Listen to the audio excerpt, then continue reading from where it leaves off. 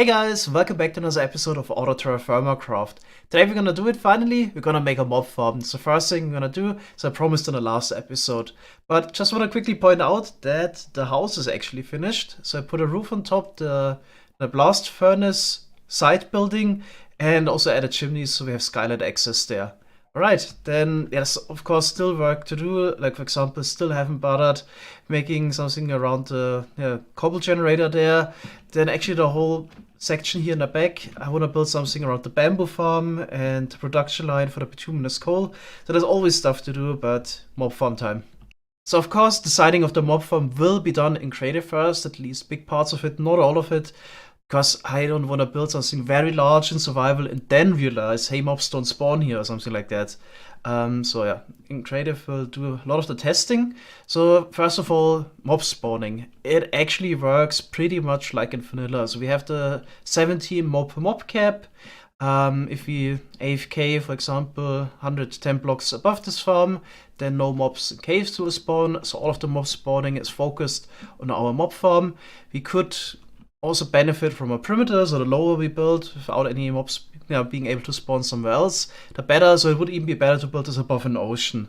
But I think I'm just gonna build it over normal terrain. Then we just need to AFK roughly 110 blocks above it, and we need to kill the mobs somehow. So in vanilla you have the usual approaches like water streams, flush the mobs over, kill them with fall damage. Then there's also a lot of things we can do with create mode. Fans, we could blow hot air and burn the mobs. Could do all kinds of things. There's so much, but I think it would be actually quite good approach to actually use moving saws. So that's something that happened to me with the bamboo farm a couple times. I ran into or in front of the saw and got damaged. And this also damages the mobs. So my idea would be that we have a very long blade with a lot of saws attached that just damage all of the mobs in front, push them to the side, and actually kill most of the mobs. So this way we can also get rid of the spiders that are usually hard to kill with fall damage because they cling to the walls and so on. And it also has a benefit, the items that were dropped would also be swept to the side. So we only have 2 tall mobs, there's no enderman or something like that here. So I guess we would just build like a blade with 2 high saws and sweep this from one side to the other. Okay, how do we do the sweeping? So of course you could make a circular mob farm and just rotate it around, but I feel like it might be a bit better to do it differently. So we could also just attach everything to a minecart or a gantry shaft. It's just a question, what is actually quicker, a minecart or a gantry shaft? Let's try it out real quick. Here it is, the big race, minecart versus gantry carriage. Who will win? Okay, let's see. Oh, the minecart is taking the lead because the gantry carriage at a false start. Yeah, we need to use the gear switch first. Okay, let's try it again. There we go. Oh, yeah, gantry carriage takes the early lead and expands it. Looks to me like this is probably like 10 blocks per second, and the minecart 58 blocks per second. So the gantry carriage is definitely faster. There is a downside of the gantry carriage though. It's probably a bit more tricky to actually rotate the mechanical saw because only the saw blade side would hurt the mobs. So if we just drive this forward and back again, you would need to maybe attach just a second set of saws here in the back to kill the mobs on the way back. Or we try maybe with a mechanical bearing that is attached to the gantry carriage, somehow to flip it 180 degrees. Might be possible, but I feel like it's actually so much easier with the minecart. So if we just pick it up and drop it off again, all we need would be this really. This is so much simpler actually. Okay, let's do a first test to see what this does to the mobs. Okay, just goes through. Perfect. That's what I wanted. So all get swept over and mostly get harmed. Oh, here I forgot the card assembler again. I always make this mistake. Okay. And then that was the plan. So the items will be just swept across as well. And the card assembler not work again? Well. Normal rail and card assembler. What's wrong? Maybe need to move it. Oh, maybe need to move it out a block.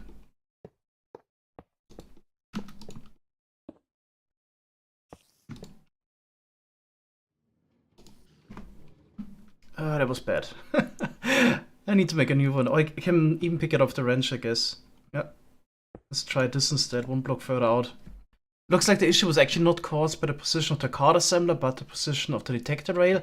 So I guess what has happened was when the contraption came in and I had the detector rail right here, it somehow couldn't drop off the contraption before activating the detector rail, which basically powers the card assembler and keeps the contraption anchored to the minecart. So we're moving it one out. Definitely got around this issue. Okay, then looks like it's working great. Next thing we need to do is take care of the items. So currently they just moved from left to right and back and forth, but we need to get them out somehow. So what are we gonna do there? I guess the easiest would be if I had some stairs and the items would be just swept under it. But of course then light gets in again. On the other hand, the belt is transparent as well if we would try to use that instead. I have an item collection system for the farm now. We can take a look at it in one moment. But I was actually curious how many items we're getting from this farm. So I was AFKing here for 68 minutes. And yeah, this is the amount of items we got from this. So I was using a command block to teleport the items up here to an item vault, because the display link has a limited range. I'm just storing it right next to me now. And here we got the display board to display it, getting a roughly 20,000 items per hour. Also pretty much the equal distribution between the drops. Fewer string like in vanilla. So yeah, everything as expected. It's just a bit strange that it displays two different types of rotten flesh. At some point, the lower rotten flesh just gets added up with the other one. But yeah, really good numbers. Now it's just a question, what are we gonna do with all of those drops? So I had roughly an idea that we might use the gunpowder we get for a schematic cannon later. Could be useful for that. Then of course bones and rotten flesh for tree fertilizer. At some point arrows of course are kind of useless. I'm not doing much fighting at all. So we're gonna store some of them, but at some point there's only so many arrows you'll need. Yeah, at some point I guess we're just gonna destroy them. Then string is also of limited use. I looked into it again. Unfortunately, we can't turn it into wool at all. So what I can make out of string is a couple, fishing rod and so on. A couple things. Sails is a big one. But we also kind of passed the point that we do much with sails. Now we have the steam engines. So yeah, it's really of limited use. We can use the loom to make silk cloth out of it. And that is mostly useful to craft banners, beds, but that's about it. Yeah, the sails here. So not really that useful, and unfortunately there's also no way to convert it back into, for example, wool. I remember playing modded years ago. You could throw a bed into some sort of a crushing wheel as well, and you got wool out of it. But that's not a case here, so it's really limited use for the string at this point. Okay, then I guess we're gonna focus on the rotten flesh. Bones for the tree fertilizer, and sulfur can be turned into gunpowder.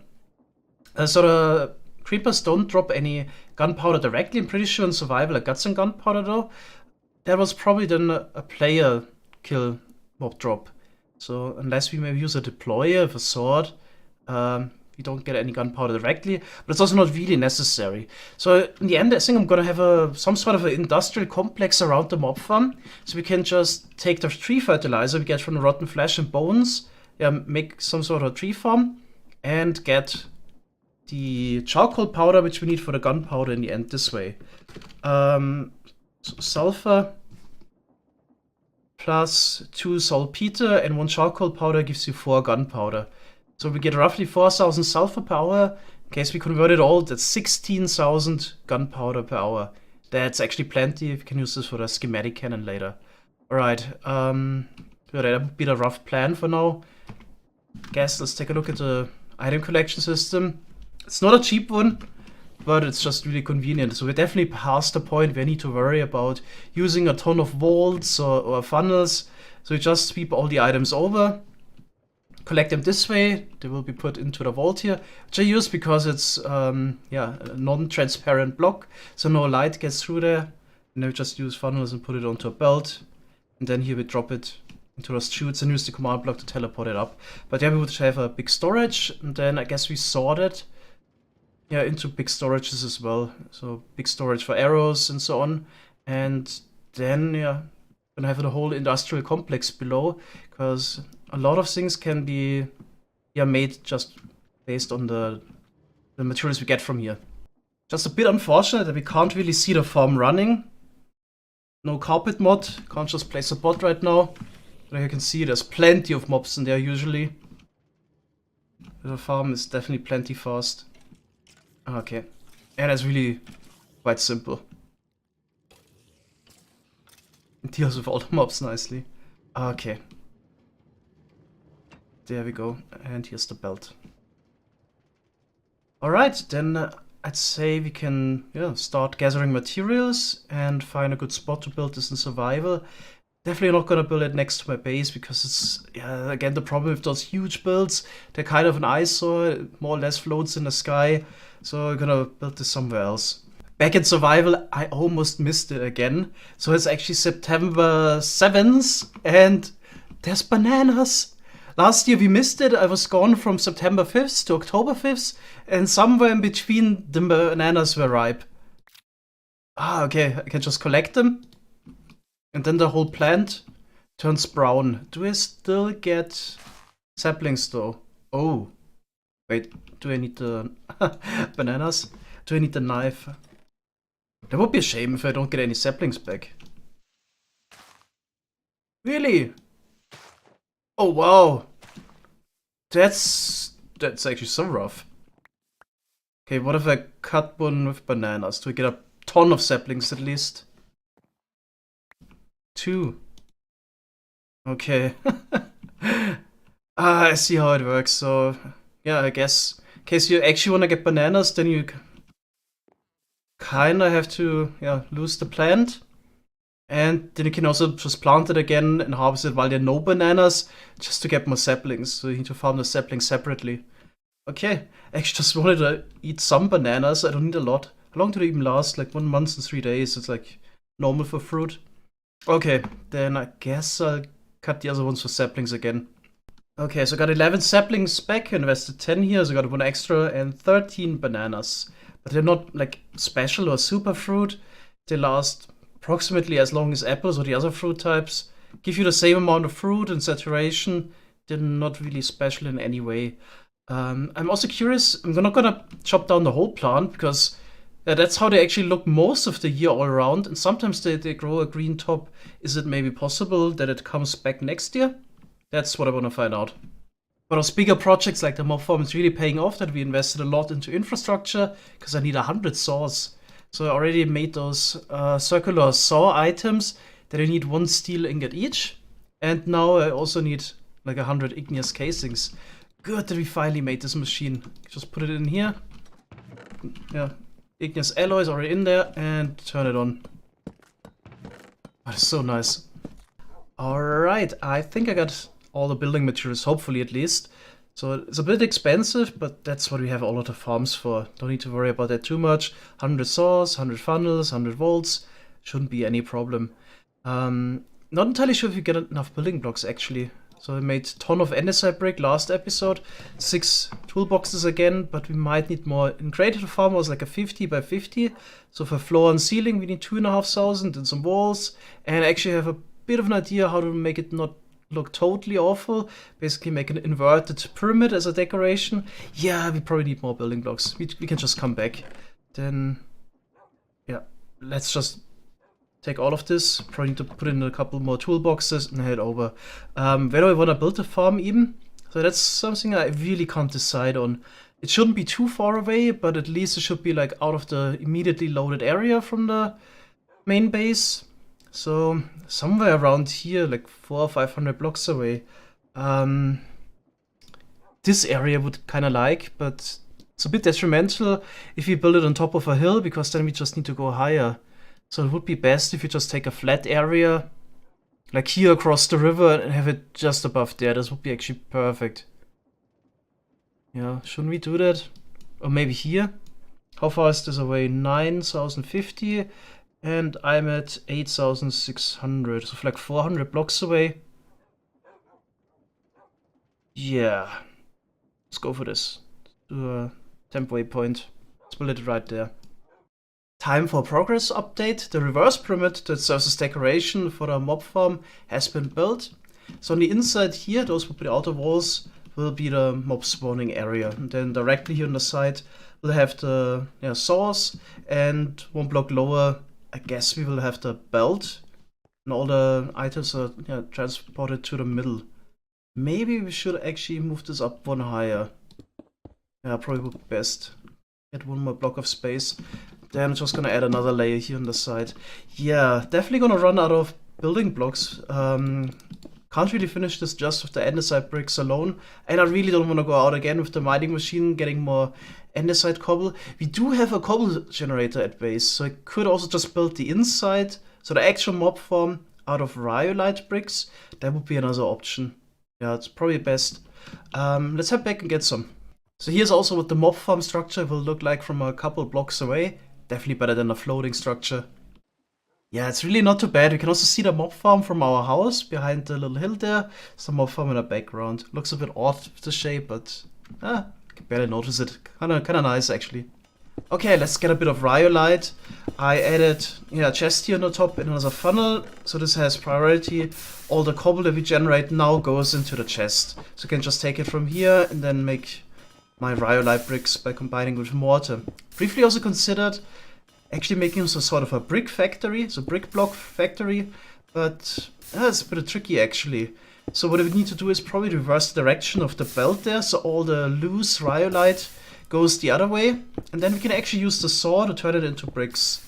So you can either use the chisel, the mechanical crafter, but I'm pretty sure you would lose the chisel every time, similar to the ingot molds. Or we actually use a saw. So we would reverse direction of the belt, send everything to the saw array and get those bricks out. I mean, that would already be kinda helpful, but not really on the other hand. I mean, the step here of the chisel doesn't take long anyway. And then if you want it fully automated, get the brick blocks, you would also need to automate mortar. So you combine those bricks with mortar to get the brick blocks in the end. In order to make mortar, we would need sand again. So you either need to partially take some sand from here, or there's actually quite some effort that would go into this. And for the lime water, we also need flux again, which if you want to make it renewably from scratch, that would be way too much effort, I feel like. So I'm just gonna take some rhyolite for now, but I have been considering making some sort of a small brick factory here, maybe in the upcoming episodes. We just supply the flux externally. This could be actually really compact, so we probably don't need a ton of bricks. Could maybe just make a smaller cobble generator, so something really focused, and then just supply the flux from externally. I think that would be a good idea and a fun project. Okay, so I'm gonna take some of this and turn it into bricks. Okay, making some bricks right now. This is actually my second red steel chisel that was perfectly forged, and about to break it as well. It has some unbreaking because it was perfectly forged, so 1196. You make some bricks, it should be 64 uses, but it's about half of that. So I used chisel 26,000 times recently. Alright, so with the extra rhyolite bricks, we should have enough to build the rest of the mob farm. So the floor of the mob farm is almost in. I definitely brought enough rhyolite bricks for this. In the middle I actually placed some framed glass for the minecart to go back and forth. So we get a bit of skylight to the lower part here of the decoration, because that actually prevents mob spawning. So even if there's skylight 1 at nighttime, from the side I also get some skylight coming in there, mobs won't spawn. So there's the one difference really that I've seen so far between vanilla mob spawning and this. Skylight prevents mob spawning. It's actually really welcome. That's why I don't have the surface mobs at nighttime that harass you all the time. That's actually really welcome, because it looks like we won't be able to make a mob switch in this without the possibility to do some proper chunk loading with nether portals. Need to look into this, but definitely like the usual approaches with shikers or converted villagers and so on won't work. I know that you can do some stuff with also mobs that can't despawn in vanilla, unless it was fixed recently. But that required another portal, so right now I wouldn't know how to make a mob switch. Okay, yeah, so the floor is gonna be built out of rhyolite bricks. Here the side walls as well. And then on top, I'm just gonna go with andesite brick again. Dream, of course, would be to use tinted glass all above the whole mob farm. 2,500 tinted glass blocks, but it's just really not feasible to get that much. So I got enough amethyst now to make 50 blocks, which would be like one wide strip of this. That wouldn't even help much. I looked into this. People said that amethyst ore and opal actually generates mostly under rivers. That's where I actually got my vein from. So maybe next time we go exploring, I'm gonna search under rivers with the pro pick to get maybe a bit more, but still getting 2,500 just doesn't really sound feasible at all. Maybe we can get a couple hundred if we are lucky and find a couple of veins, but yeah, it seems to be very end game to get a good amount of tinted glass. I could imagine just a huge tunnel bore that just goes straight for thousands of blocks and just keeps like the important stuff and somehow destroys all the rocks and so on that is not required. That could get you a good amount of amethyst, but yeah, would be very end game. But imagine if you need thousands of drills and just a tunnel bore going forward. That should definitely get you enough in the long run, like a huge quarry like in vanilla. Okay, so I'm gonna actually get something to drink real quick and then place the rest of the blocks. Yep, this area here is a bit of a problem. The mob spawning. Getting attacked right away. Good, we have the red steel armor now. I've placed all the torches before, but of course, just turn off after 4 days. So next episode, we're gonna try to deal with this somehow. Maybe we can, for now, because I'm completely out of glowstone, make some blue steel lamps. And get some lava. I guess that would be an idea for now. Because in order to get more glowstone for everlasting torches, I probably would just go to the claystone biome I found with the mining machine we have and mine a lot of that stuff, then grind it down. Okay. Yeah, next episode we're gonna make some blue steel lamps for this. Wait a second. After removing almost all of those, I just remembered I'm playing Terraformacraft. There was the stair mode of the hammer and chisel. So if I press M for the chisel mode, and of course it's the new map as well. I need to go to the configs and clear this keybind conflict first. Okay, there we go. Keybind conflict solved. So in the bottom next to my hotbar, you can select stair mode. So I could just make stairs. Those would be best. Oh my god, I could have done this! Now mine them all! No! Yep. For next time. Converting those here into stairs technically is also ever so slightly more efficient. So why not do it? Oh no, it's definitely not the right season to build this. We even get snow layers now, but I don't need to remove them manually. It's just actually just dependent on the temperature and them getting random ticked. So I don't need to provide light sources or whatever to melt them or mine them. Okay, I got the mob farm up to a point where we can try it out. So all the saws are placed, we got the mob spawning area. There are some belts already spinning, so the items will be just, basically transported here to the end of the belt and then fall down. But it's okay for now, just for trying. It's not like we need items desperately anyway right now. Okay, then start the minecart here. So that looks good. Here we actually do a direct right turn after we come back with the minecart. Let's actually wait and see if this causes any issues or if this works. Nope. Looks good to me. Okay, then I got some scaffolding in already. Any blocks to climb? No, just gonna use a vault in. So it's actually neat. Those blocks are kind of nice scaffolding blocks. You can just pick them up with the wrench. Almost like a scaffolding. Alright, but I got more scaffolding as well, so we need to go roughly to Y200. 10. But I should probably calculate this. Yeah, 115 blocks above, this should be pretty good. Pretty good number. The view from up here is definitely nice. So I temporarily set the render distance to 1024 chunks. So you can see the train track line. Going up until this point. It was next to the big mountain there. That's pretty neat. You can even see a terrain that I explored there on the big southern journey. Here the volcanoes in the back. Very far in the back. Okay, I think I'm actually gonna try to get my second account on. Haven't done it at all yet. So we can take a look inside of the mob farm.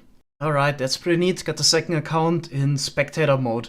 Right, and this is 128 chunks. That's what I usually play with. It's kind of nice, but doesn't really strain the video card that much. Okay, so my main account is up there, AFK. Let's take a look inside. Also have night vision here in spectator mode. There we go. And you can definitely see we do get, oh, those saws were placed incorrectly. That needs to be fixed. Okay, one thing we spotted. But you can definitely see there is a lot of mobs spawning in here. It's pretty efficient actually. So we do get a good amount of drops. Oh yeah, some of the saws were placed incorrectly. Yeah, that needs to be fixed. Oh, here we actually have an issue. I'm not sure if it's caused by the stairs here. Or maybe there's actually a lack of another block here below that causes the items to glitch through. So we could either have maybe another item collection system here.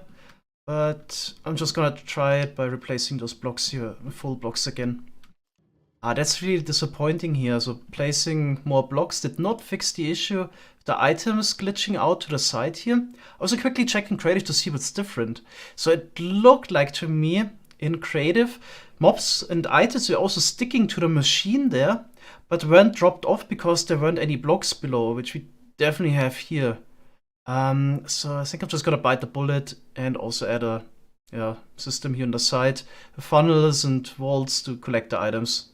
So back at the base to pick up some stuff, and you won't believe what just happened. So usually I ride back with my horse, tie it down here to the fence, but this time I did not have a lead on me because by accident I deposited at the mob farm just to clear my inventory. So I didn't have a lead on me.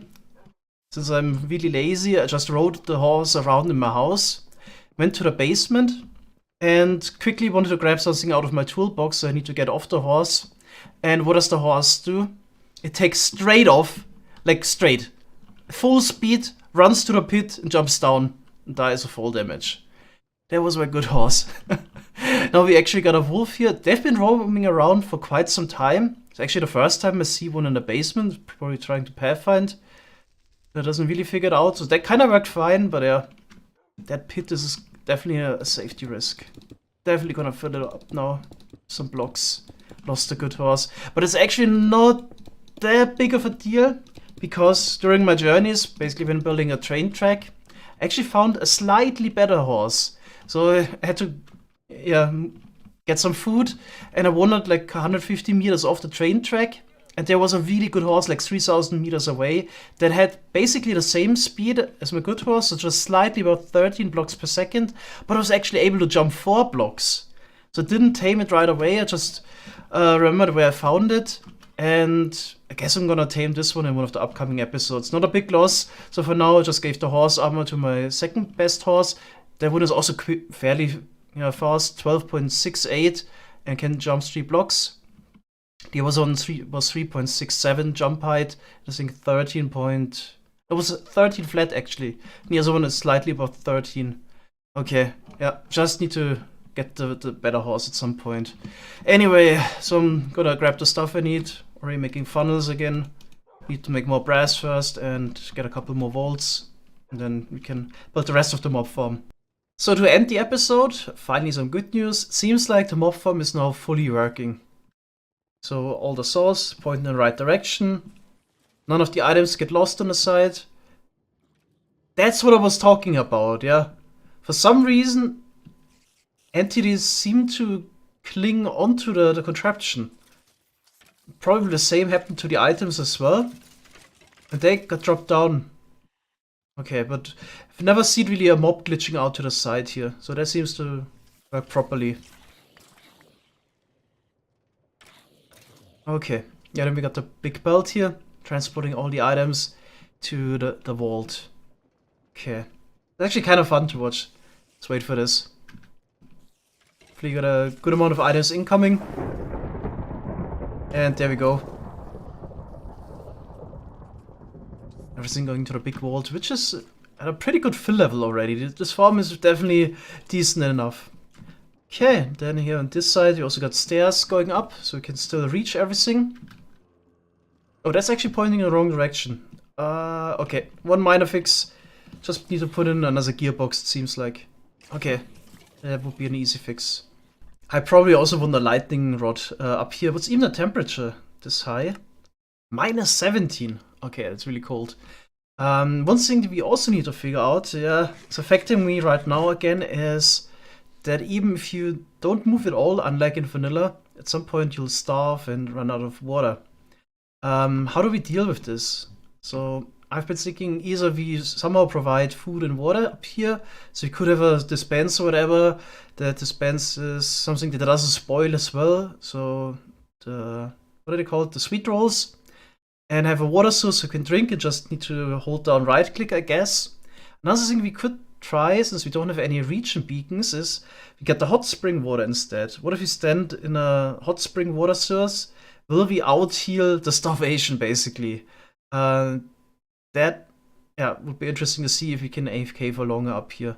Okay, gotta head back down. But yeah, that's it for this episode. There's lots of things we can do in the next one. I was thinking about the brick factory there. That's actually really interesting. And then eventually we can also work on processing the items of the mob farm, make something more useful out of it.